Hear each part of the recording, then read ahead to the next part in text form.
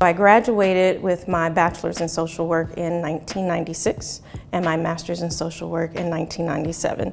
I have to go backwards because I didn't come in as a social work major. I came in as everything but. I sat in one class with Dr. Mary Secret at the time and was smitten and knew that social work was where I was supposed to be.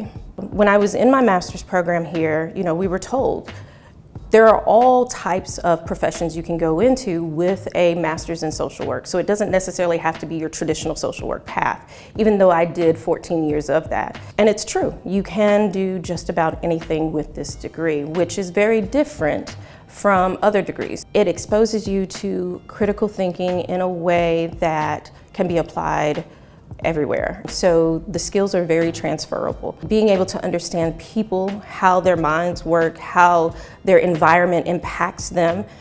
The work is good work, and it's always a good time to do good work. I've lived the four corners of the country, and impacting students' lives has kind of been what I've done since I left the profession of social work. But I still say I'm always going to be a social worker. I was probably born a social worker. Once I heard and discovered what my passion was, the passion to help people to realize who they are, what they can be, where they can go, it's been like a crusade. It's what I do. Fortunately for me, I landed in diversity work in higher ed. And so being a diversity officer has allowed me to use my social work skills when it comes to mediations, when it comes to equity in certain professions that we're training students for. It's just allowed me to take these social work skills and just apply it, and it matters. First came to the University of Kentucky fall 1990, and I got to attend a Lyman T. Johnson banquet then.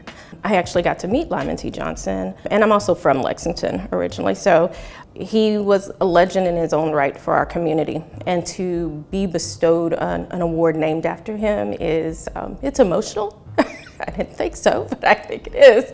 But it is truly humbling, and I don't know, it's exciting. I'm gonna borrow a quote from one of my colleagues. I need for them to allow my ceiling to be their floor. I need for them to discover what makes them authentic and unique. It's great if I'm their example, but I don't need a carbon copy. I need somebody who can fill in my gaps and put their stamp on the world.